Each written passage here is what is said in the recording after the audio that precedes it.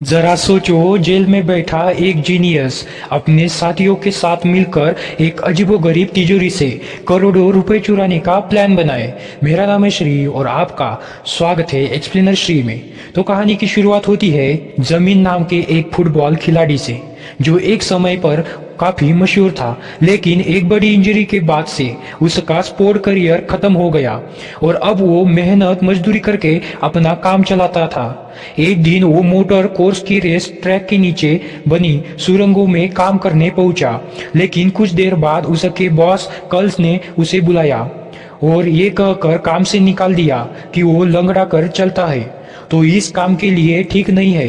ये सुनकर जिमी को बेहद दुख हुआ और वो सीधा बॉबी नाम के एक औरत के घर पहुंचा। असल में बॉबी जी की एक्स वाइफ है। एक समय था जब वो एक दूसरे से बहुत प्यार करते थे, लेकिन फिर उनका तलाक हो गया और अब वो बॉबी ने मूडी नाम के एक अमीर आदमी से शादी कर ली थी। जी उसके यहाँ से अपने बेटी को लेने आया था ताकि उसे एक ब्यूटी कॉन्टेस्ट की तैयारी पर ले जा सके। तभी उसको खबर मिलती है कि बॉब और उसका पति जल्द ही यहाँ से लिंचवर्क नाम के एक दूसरे शहर में शिफ्ट हो जाएंगे। ये सुनकर वो बहुत दुखी हो गया, क्योंकि ऐसा तो वो अपनी बेटी से बहुत दूर हो जाएगा। अब उसने भी अपनी बेटी की खातिर उसी शहर में जानकर रहने का सोचा, लेकिन उसके लिए तो वो बहुत सारे पैसों की जरूरत है। जब वो उसे कोई रास्ता नहीं दिखाई दिया तो उसने रेस ट्रैक के नीचे मौजूद पैसों के लॉकर को लूटने का प्लान बनाया। असल में रेस ट्रैक पर होने वाले मुकाबले को नास्कार कहा जाता था, जिसे देश भर के लोग देखने आते थे। वहां पर एक अनोखा ट्यूब सिस्टम था जिसके जरिए रेस ट्रैक के स्टॉल से पैसे सीधा लॉकर में भेजे जाते थे। जी ये जानता था कि वो इस काम को अकेला तो नहीं कर सकता, इसीलिए वो अपने भाई क्लाइड के पास पहुंचा। क्लाइड पहले फौज में था, जिसने लड़ाई के दौरान अपनी एक बाजू खो दी और अब वो रिटायर होकर एक बार चलाता था। फिर जब जिमी और क्लाइड बात कर रहे थे तो वहां मैक्स नाम का एक आदमी आया, जो नेस्कार में एक टीम का मालिक था। उसके साथ उसके दोस्त भी थे और उन तीनों ने मिलकर क्लाइड की नकली बाजू का मजाक उड़ाना शुरू कर दिया। ये देखकर जिम मैन गुस्से से भर गया और तुरंत उन्हें बुरी तरह पीटने लगा। तभी एक लाइटर और एक शराब की बोतल उठाई और बाहर जाकर मैक्स की गाड़ी में आग लगा दी। ये देखकर मैक्स और उसके दोस्त तुरंत भागकर बाहर आए और इस घटना की वीडियो बनाने लगे, लेकिन जिमी ने तभी उनका फोन छीनकर आग में फेंक दिया। इसके बाद वह पीछे मुड़ा और अपने भाई क्लाइड से कहा कॉलीफ्लावर कॉलीफ्लावर असल में एक खुफिया शब्द था जिससे जिमी एक ही सेकंड में एक लाइट को ये समझ जाना चाहता था कि वो कुछ ऐसा करने की फिक्रत में है जिससे उसे क्लाइड की मदद चाहिए। जवानी के दिनों में भी वो इसी कोड की मदद से छोटी मोटी चोरियां किया करते थे। अगली सुबह क्लाइड जिमी से पूछा कि आखिर क्या माजरा है। तब जिमी ने उसे बताया कि वो नस्कारा इस ट्रक के नीचे मौजूद लॉकर से करोड़ों डॉलर चुरा कर माला माल होने का प्लान बना रहा है, लेकिन करोड़ों डॉलर चुराना इतना आसान थोड़ी हो सकता है।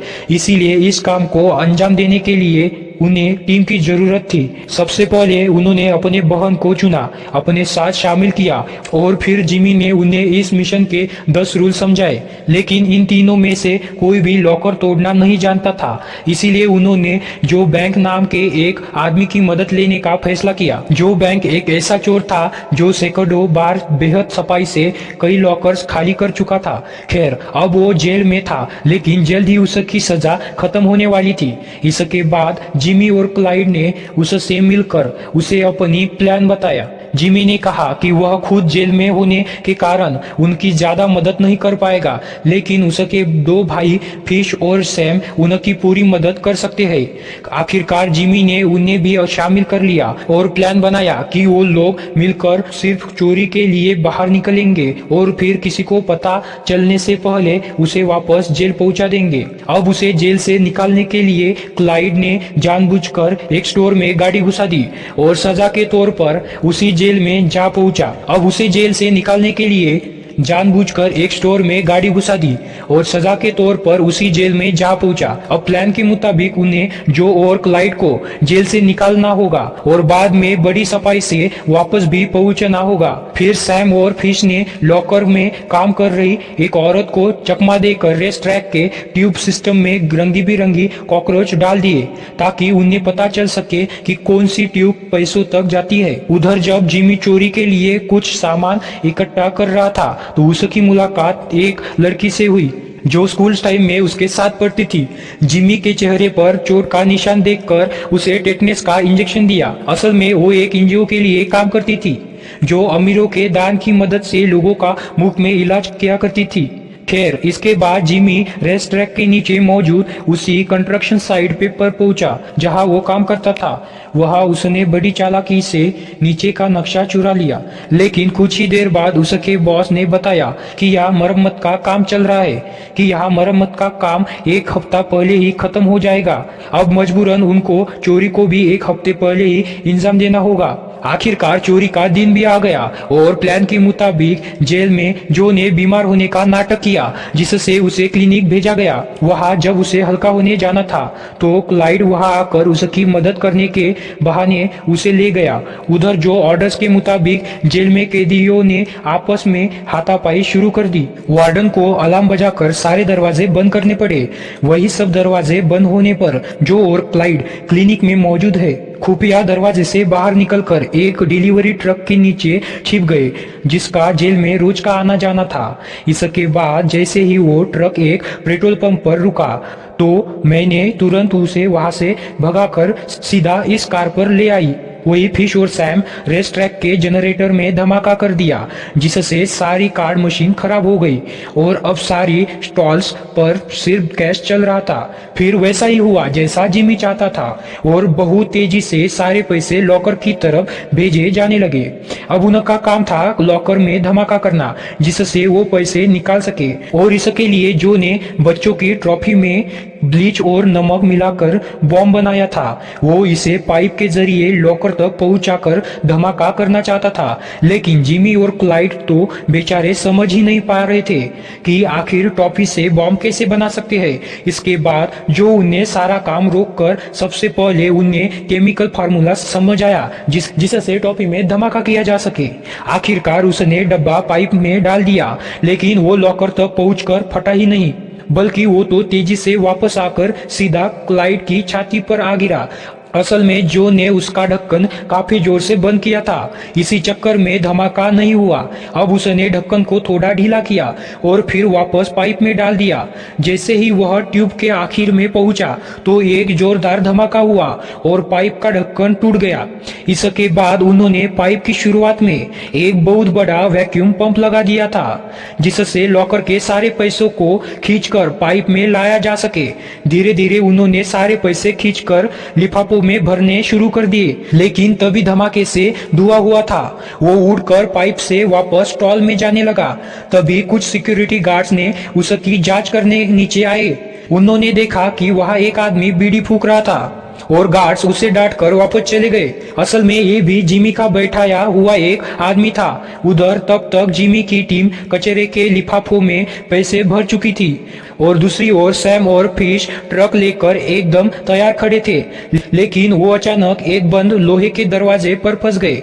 आखिरकार जिमी ने वहां पहुंचकर किसी तरह दरवाजा खोला और उन्हें आगे पहुंचाया। फिर उन्होंने सारे लिफाफे ट्रक में डाल दिए, लेकिन बाहर निकलने से पहले न जाने कैसे मैक्स वहां आ गया। मैक्स एक टीम का मालिक था और वो स्काइड को देखते ही पहचान गया, लेकिन स्काइड ने एक बार फिर उसकी जमकर धुलाई कर दी और सब वहां से भाग निकले। उधर जेल में कैदियों ने हड़कंप मचाकर किचन में आग लगा दी थी, जिसे बुझाने के लिए फायर ब्रिगेड को बुलाना पड़ा और जो भी फायर ब्रिगेड के बेस में चुपके से जेल वापस घुस गए और किसी के भी देखने से पहले अपनी जगह पर पहुंचे। और इसके बाद जिमी की बेटी का ब्यूटी कॉन्टेस्ट था जिसमें वो रिहाना का एक गाना गाने वाली थी। जैसे ही वो स्टेज पर पहुंची उसने चारों ओर नजर दौड़ाकर अपनी पिता को ढूंढा, लेकिन जिमी वहां मौजूद ही नहीं था। अगले ही सेकंड उसने सही समय पर एंट्री मारकर अपनी बेटी को खुश कर दिया। वो इतनी खुश थी कि उसने गाना बदलकर अपने पिता का मनपसंद गाना गाया। आखिरकार सब उसके दीवाने हो गए और वो कॉन्टेस्ट भी जीत गई। फिर शो के बाद जिमी चोरी वाला ट्रक लेकर एक पेट्रोल पंप पहुंचा और फिर उसने पुलिस को फोन करके खुद ही चोरी की खबर कर दी। इसके बाद चोरी का पैसा एक बार फिर से रेस ट्रैक के लॉकर में पहुंच गया। अब अगर पैसा वापस देना ही था तो चोरी क्यों की? अब एसबीआई इस पूरी मामले की जांच करने पहुंची, लेकिन उनके हाथ कोई सबूत नहीं लगा क्योंकि रेस ट्रैक का ज्यादातर पैसा वापस आ गया था। इसीलिए उन्हें अपनी छानबीन बंद करनी पड़ी।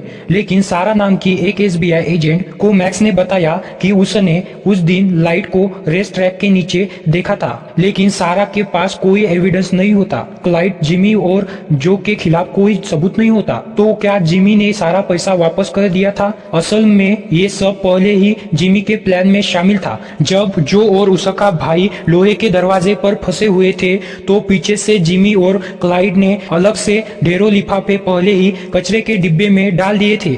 वो लोहे का दरवाजा भी जिमी ने ही मैग्नेट की मदद से बंद किया था। जैसे ही वो वहां पहुंचा तो उसने मैग्नेट हटाकर आसानी से दरवाजा खोल दिया और उन्हें जाने दिया। उधर उसने वहां आकर काफी लिफाफे निकाल लिए थे।